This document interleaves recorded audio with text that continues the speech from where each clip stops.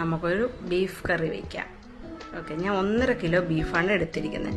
അതിലേക്ക് ഞാൻ 1 table spoon മുളക് പൊടിയും 1/4 ടേബിൾ സ്പൂൺ മഞ്ഞൾപ്പൊടിയും കുറച്ച് മല്ലിപ്പൊടിയും, അതൊരു ടീസ്പൂണൊക്കെ ഇട്ടിട്ടുള്ളൂ. ഇപ്പം ഉപ്പും ഇട്ട് നമുക്കിതിനെ നന്നായിട്ട് മിക്സ് ചെയ്ത് ഒരു 10-15 മിനിറ്റ് അടച്ച് മാറ്റി വയ്ക്കാം. എന്നിട്ട് നമുക്ക് ഇതിലേക്ക് ആവശ്യമുള്ള സാധനങ്ങളൊക്കെ ഉപയോഗിക്കാം. അതായത് 3 സവാള, 3 തക്കാളി, 30 കൊച്ചുള്ളി, കുറച്ച് തേങ്ങാക്കൊത്ത്, ഇഞ്ചി, വെളുത്തുള്ളി പേസ്റ്റ് ഒക്കെയാണ് വേണ്ടത്. വെളിച്ചെണ്ണ ഒഴിച്ചു, കടുക് പൊട്ടിച്ചു, കുറച്ച് തേങ്ങാക്കൊത്ത് എൻ്റെ കയ്യിൽ ഉണ്ടായിരുന്നുള്ളൂ, അതിട്ടു. അതൊരു ലൈറ്റ് ഗോൾഡൻ കളർ ആവുന്നിടം വരെ നമുക്കൊന്ന് ഇളക്കി കൊടുക്കാം. ഗോൾഡൻ കളർ ആകുമ്പോൾ നമുക്ക് അരിഞ്ഞു വെച്ചിരിക്കുന്ന ആ സവാള ഇതിലോട്ട് ഇട്ട് കൊടുക്കാം. 3 സവാളയാണ് ഇട്ട് കൊടുത്ത് അതും ഒന്ന് ഇളക്കി ഒരു ലൈറ്റ് ഗോൾഡൻ കളർ വന്നാൽ മതി.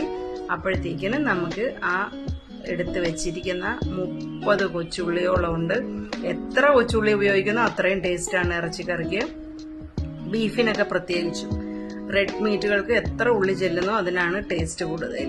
അതും ഇട്ട് ഈ ഒരു കളർ ആകുമ്പോൾ നമുക്ക് എടുത്തു വെച്ചിരിക്കുന്ന ആ 3 തക്കാളിയും കൂടെ ഇതിലോട്ട് ഇട്ട് കൊടുക്കാം. എന്നിട്ട് അതും നന്നായിട്ടൊന്ന് മിക്സ് ആക്കി, തക്കാളിക്ക് കുറച്ച് ജ്യൂസ് ഉണ്ടായിരുന്നേ അതുകൂടെ അങ്ങ് ഒഴിച്ചു കൊടുക്കാം, കളയണ്ടല്ലോ.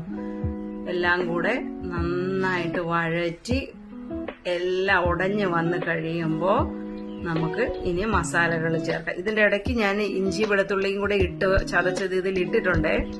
1/4 ടേബിൾ സ്പൂൺ മഞ്ഞൾപ്പൊടി ഇട്ടു. ഇനി നമുക്കൊരു 2 ടേബിൾ സ്പൂണോളം കുരുമുളക് പൊടി ഇടണം. കാരണം കുരുമുളകിന്റെ ഒക്കെ ടേസ്റ്റാണ് കൂടുതലും വരേണ്ടത്.